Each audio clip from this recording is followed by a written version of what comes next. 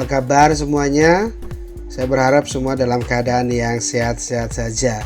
Saya juga ucapkan selamat datang buat teman-teman semua yang mungkin baru saja menemukan channel kami ini. Jangan sungkan untuk mengklik tombol subscribe agar teman-teman tidak ketinggalan informasi yang mungkin saja bermanfaat buat teman-teman semuanya. Baik teman-teman, kali ini saya belum memberikan informasi berkaitan dengan program prakerja ya. Tapi hari ini saya mau memberikan informasi tentang alur penerimaan CPNS atau proses pendaftaran CPNS. Intinya tentang info CPNS ya. Baik teman-teman, sebelum kita melanjutkan video ini, ada baiknya sekali lagi teman-teman untuk dapat mengklik tombol subscribe ya. Yang belum mengklik tombol subscribe, silakan klik tombol subscribe agar kami semakin bersemangat lagi memberikan update informasi berkaitan dengan prakerja maupun informasi-informasi lainnya dari pemerintah. Baik, hari ini saya mau berbagi informasi berkaitan dengan penerimaan CPNS ya, berkaitan dengan CPNS ya. Oke, saya sudah siapkan untuk slide-nya atau presentasinya biar teman-teman lebih mudah untuk memahami. Baik, kita masuk di slide. Jadi hari ini kita membahas tentang aparatur sipil negara atau ASN, proses penerimaan ASN ya, atau biasanya disebut dengan CPNS. Nah, untuk proses penerimaan CPNS itu sendiri sebenarnya terbagi untuk tahun ini terbagi atas 3 bagian ya. Nanti kita akan coba lihat seperti apa. Di sini dituliskan yaitu sistem seleksi calon pegawai negeri sipil melalui pendidikan kedinasan. Kemudian ada sistem seleksi calon pegawai negeri sipil nasional atau SSCN. Kemudian ada SSP3K atau sistem seleksi pegawai pemerintah dengan perjanjian kerja. Baik, kita coba melihat dari media Kompas yang kemudian saya baca dan saya memberikan beberapa rangkuman berkaitan dengan informasi CPNS ini ya teman-teman. Jadi di Kompas dituliskan bahwa rekrutmen aparatur sipil negara atau ASN dipastikan akan kembali digelar pada tahun 2021 ini. Jadi teman-teman mungkin sempat mendengarkan isu yang tidak ada penerimaan CPNS tahun 2021. Pokoknya dari berita ini saya mau sampaikan bahwa akan tetap digelar di tahun 2021 ya. Kemudian seperti yang sudah saya katakan di awal bahwa terdapat 3 kategori rekrutmen pada pelaksanaan ASN tahun 2021. Yang pertama adalah calon pegawai negeri sipil.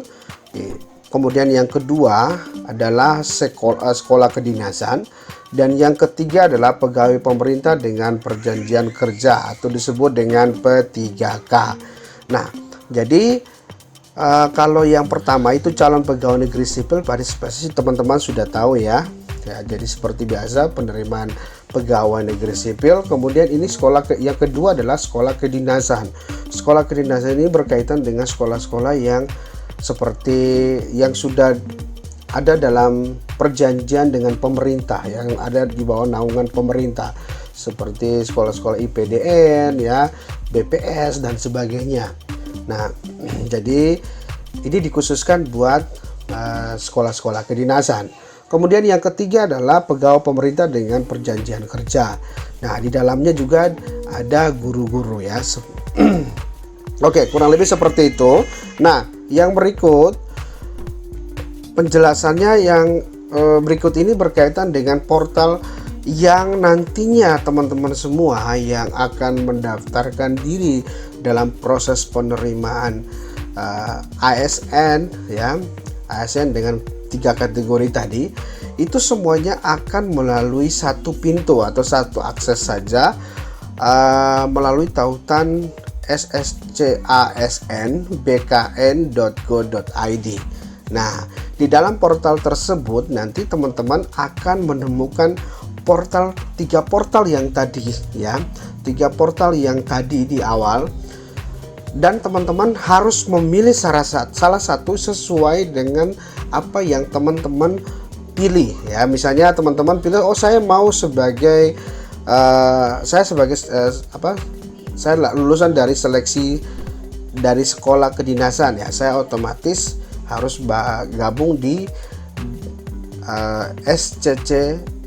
SSCN Dikdin ya. Jadi ada dikdin.bkn.go.id itu untuk sekolah kedinasan, sedangkan untuk sscn.bkn.go.id itu untuk seleksi CPNS.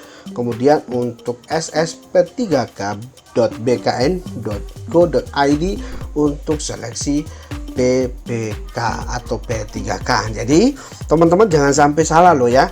Ini yang perlu teman-teman ingat baik-baik, di mana teman-teman mau daftar ya sebagai calon ASN nantinya, kayak gitu ya. Nah, untuk hal ini pelaksanaan seleksi untuk calon peserta yang berminat mengikuti seleksi ASN tahun 2021 masih belum dibuka. Artinya website atau portal ini masih belum dibuka ya teman-teman. Jadi nggak usah dulu langsung mau klik kemudian mau pengen daftar gitu, jangan dulu, karena belum ada informasi ya. Nanti coba kita lihat di bawah ya. Nah, sebenarnya dari informasi yang ada, nanti coba saya muat lagi dalam video selanjutnya berkaitan dengan hal ini, yakni jadwal pendaftaran, bahkan sampai pada memperlengkapi segala sesuatu, surat-suratnya dan sebagainya atau administrasinya, dan sampai pada penetapan sebagai sebagai ASN itu nanti sudah ada waktu-waktunya ditentukan ya. Tapi di video kali ini saya belum memuatkan itu karena saya mau fokus dulu kepada informasi tentang portal daripada penerimaan ASN dan juga apa saja yang dibutuhkan ya di dalam proses penerimaan ASN ini. Oke, baik teman-teman, saya lanjutkan lagi ya. Nah, untuk teman-teman ketahui bahwa seperti dalam data yang mungkin teman-teman sudah sempat membaca juga di beberapa media, ada pembagian yang dibutuhkan dalam hal ini ASN-nya ya. Jadi pemerintah pusat itu membutuhkan farmasi dengan alokasi terbanyak untuk pemerintah pusat, terdiri dari jabatan dosen ya, kemudian penjaga tahanan, penyuluh keluarga berencana, dan analisis perkara peradilan. Itu jadi teman-teman yang mungkin punya punya bekal ilmu ya, punya jabatan atau punya pendidikan ya, latar belakang pendidikan yang sesuai dengan apa yang dibutuhkan oleh pemerintah pusat, teman-teman bisa mendaftarkan diri ke sana. Kemudian untuk provinsi sendiri ya, kita lihat teman-teman ya. Ini mungkin di slide-nya agak kecil, tapi saya coba bacakan aja buat teman-teman, untuk teman-teman ketahui. Jika ada yang mau mencatat silahkan dicatat. Jadi untuk pemerintah provinsi sendiri, farmasi dengan alokasi terbanyak bagi pemerintah provinsi itu terdiri dari jabatan guru, meliputi, perhatikan teman-teman ya, ada bimbingan konseling, kemudian guru teknologi informasi dan komputer, kemudian ada guru matematika, dan juga ada tenaga kesehatan terdiri dari perawat, kemudian dokter, sama asisten apoteker ya.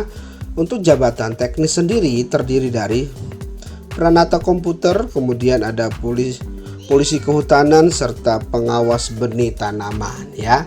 Jadi sekali lagi seperti apa yang saya sampaikan, jika teman-teman punya latar belakang pendidikan yang mendukung permintaan dari provinsi di atas, silakan untuk mendaftarkan diri.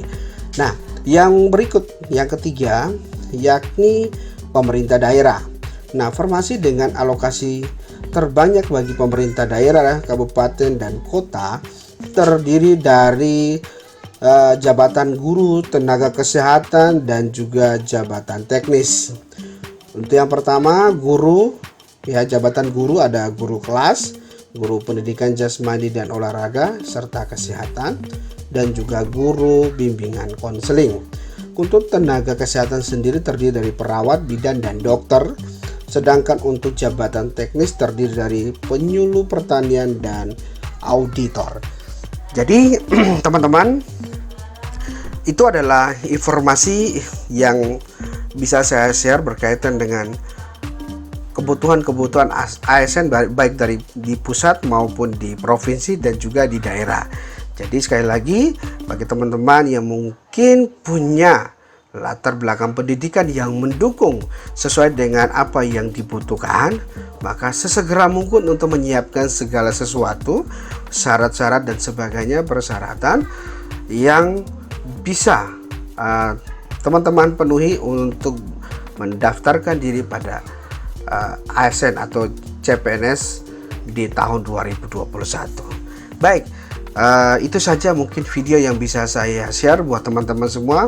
Mohon maaf jika ada kata-kata yang salah, yang tidak berkenan, dan mungkin juga informasi saya kurang lengkap. Nanti teman-teman bisa menuliskan saja di kolom komentar. Oke, baik teman-teman, jangan lupa juga untuk sekali lagi, bagi yang belum subscribe, silahkan subscribe channel ini supaya kami semakin bersemangat lagi untuk memberikan update informasi berkaitan dengan informasi penting yang mungkin saja Anda butuhkan. Terima kasih, sampai ketemu lagi di video-video kami selanjutnya.